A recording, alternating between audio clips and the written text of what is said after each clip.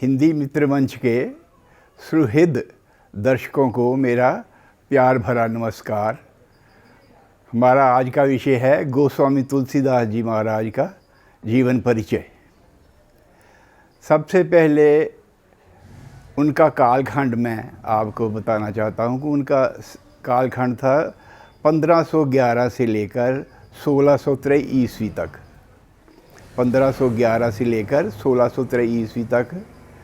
इस प्रकार उनकी आयु लगभग 112 वर्ष बनती है और कई जो अपना साहित्यकार हैं उनकी जो उम्र है वो 126 वर्ष भी गिनते हैं। पर इतना तो स्पष्ट ही है कि वह शतायु से अधिक थे, 100 साल से अधिक थे। अकबर के और जहांगीर और शाहजहां के ये समकालीन थे। यह सम्राट अकबर और जहांगीर और शाहजहां की ये समकालीन थे।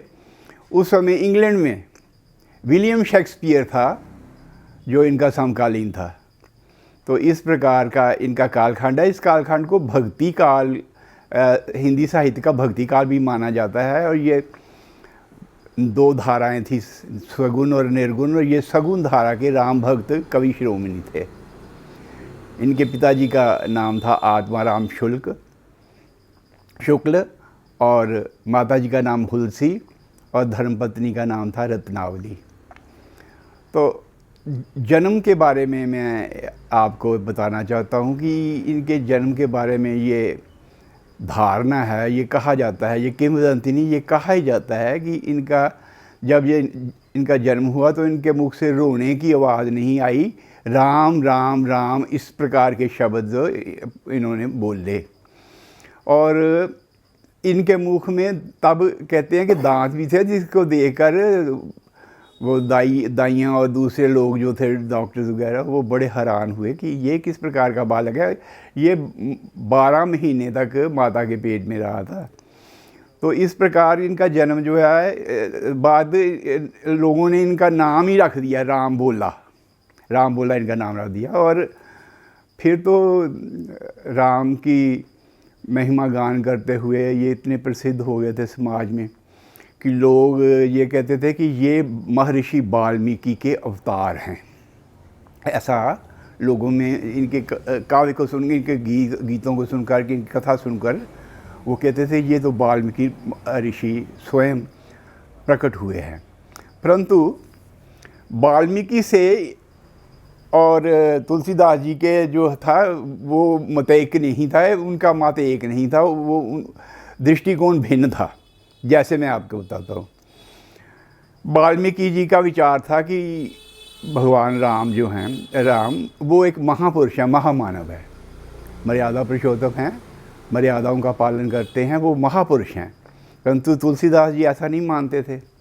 तुलसीदास जी कहते थे कि दशरथ नंदन, कौशल्यानंदन, रघुवीर स्वयं भगवान विष्णु हैं और वो सृष्टि के सृष्टा हैं। उन्होंने कहा भी सिया राम में सब जग जानी, सिया राम में सब जग जानी, करहूँ प्रणाम जोरी जुग पानी, कि मैं दोनों हाथ जोड़कर ये प्रणाम करता हूँ उन्हें। और सिया राम में, ये सारा संसार जो सिया राम में है, ये सृष्टि जो है ये सृष्टा का स्वरूप है। और ये संसार जो है ये सीता जी का और राम जी का स्वरूप है, ऐसा वो मानते थे। वो इन्हें महापुरुष नहीं, वो इन्हें पर ब्रह्म भगवान और भगवान विष्णु ही मानते थे। ये है पहला। दूसरा अंतर जो है वो वाल्मीकि जी कहते हैं कि रावण द्वारा सीता जी का अपहरण हुआ, परंतु परंतु तुलसीदास जी ऐसा नहीं मानते। तुलसीदास जी कहते हैं कि सीता जी का अपहरण नहीं हुआ, जिस सीता जी का अपहरण हुआ वो मायावी सीता थी। स्वयं श्री रामचंद्र जी को पता था, वे सर्वज्ञ थे, क्योंकि वो स्वयं सब कुछ सर्वशक्तिमान सर्वज्ञ थे, इसलिए वो जानते थे कि क्या होने वाला है।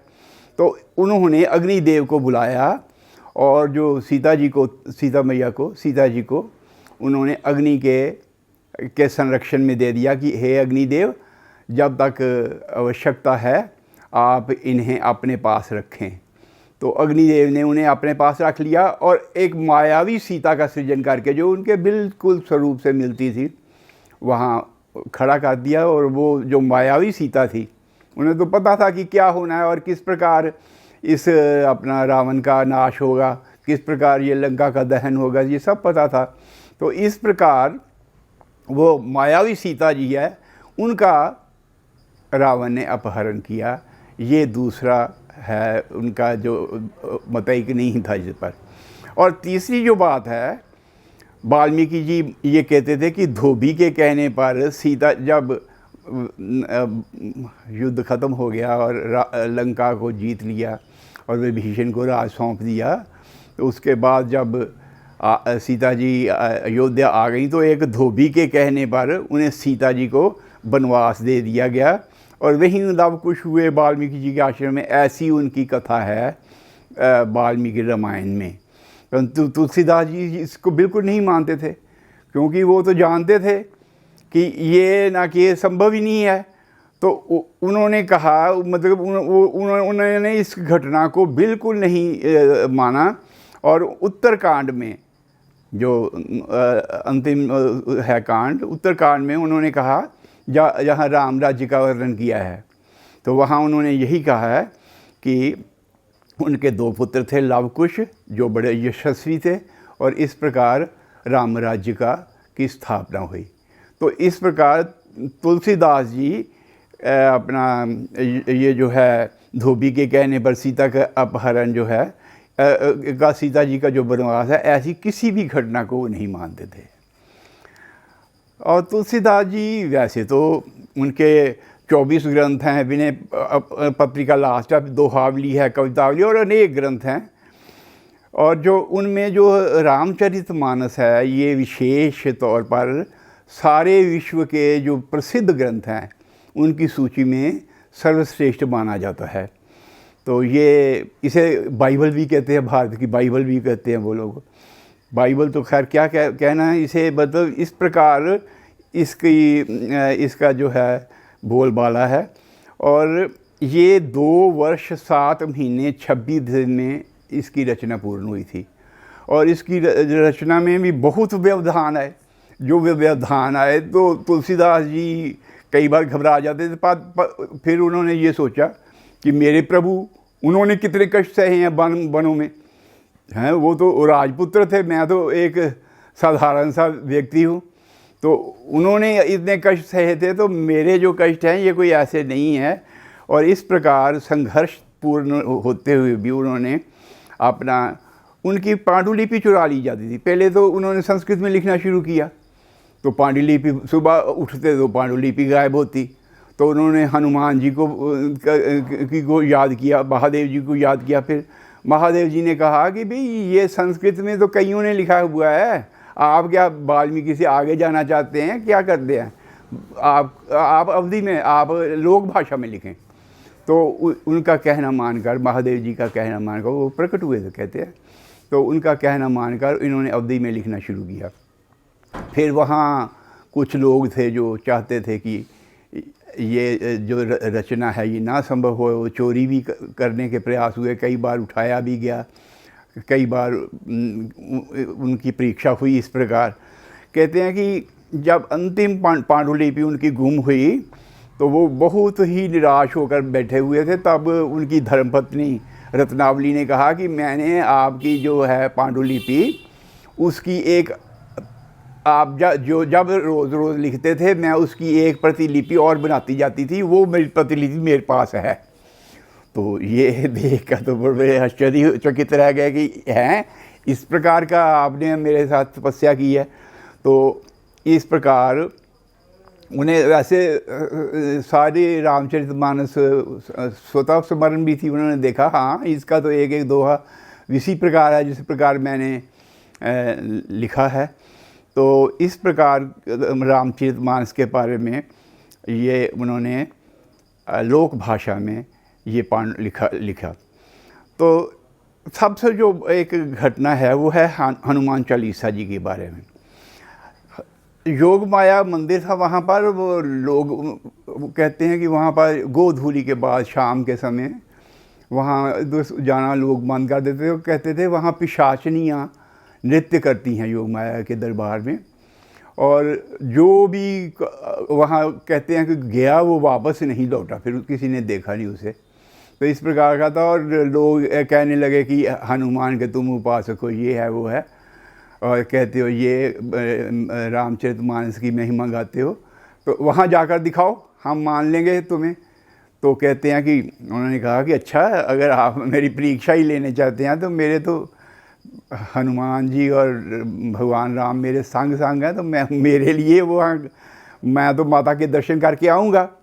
तो वो गोधूली के बाद योग माया के मंदिर की ओर बढ़ गए, और साथ साथ उन्होंने उस समय ऐसे उन्हें प्रतीत हुआ जैसे हनुमान जी उनके साथ साथ चल रहे हैं, और उनकी स्तुति में उन्होंने 40 चौपाइयाँ लिखी। तो इतनी 40 चौपाई कहते कहते वो मंदिर आ गया। मंदिर आया तो अंदर माथा टेका और बैठ गए, और वो 40 चौपाइयाँ जो थी वो उन्होंने अपना माता जी को सुनाई। तो कहते हैं कि माता जी तो प्रकट हो गए, और उन्होंने पुष्पमाला इनके गले में डाली, और ये कहा कि ये जो तुम्हारी ये है जो चौपाइयाँ तुमने बोली हैं, ये अब ये दैवी बन गई हैं, और इनका पाठ करने वाला व्यक्ति जो है वो किसी भी प्रकार की विघ्न बाधा, नेगेटिव जो फीलिंग है उससे ये नहीं आ जाएगा। भूत प्रेत निकट नहीं आवे, महावीर जब नाम सुनावे। महावीर हनुमान जी का जब नाम आ जाएगा तो भूत प्रेत जो हैं वो भाग जाएंगे, वो निकट नहीं आ सकते। ऐसा उन्होंने वरदान दिया, और ये उनकी ऐसी महिमा थी। अब मैं आपको तुलसीदास जी के एक उनकी रचना विनय पत्रिका से एक पद मैं सुनाऊंगा। ये जो पद है ये गौरी शंकर जी की महिमा का इसमें वर्णन है, भगवान शंकर की महिमा का वर्णन है। परंतु ये महिमा इस प्रकार कही गई है कि शब्द तो निंदाजनक हैं, निंदा के शब्द हैं, परंतु उनका जो आशय है वो प्रशंसा का है। इसे व्याज स्तुति अलंकार भी कहते हैं कि आप करते तो किसी की निंदा है, पर वो निंदा नहीं होती, वो उसकी प्रशंसा होती है। तो ऐसी रचना जो है, ये तो कोई महान जो कलाकार हैं, महान जो न कि साहित्यकार हैं, उनके द्वारा ही संभव है। दूसरी बात ये है कि उस समय शैव संप्रदाय और वैष्णव संप्रदाय में आपस में कुछ वैमनस्य था। शैव संप्रदाय वाले कहते थे कि शिव जी महान हैं, और वैष्णव संप्रदाय वाले कहते थे कि विष्णु जी महान हैं। तो इस वैमनस्य को अगर किसी ने दूर किया तो वो तुलसीदास जी हैं। तुलसीदास जी ने कहा कि भगवान राम के इष्ट महादेव हैं, और महादेव के इष्ट भगवान राम हैं। इसकी स्थापना उन्होंने रामचरितमानस में भी की, और इसकी अपना उन्होंने इसकी बात को प्रतिपादित उन्होंने विनय पत्रिका में भी किया।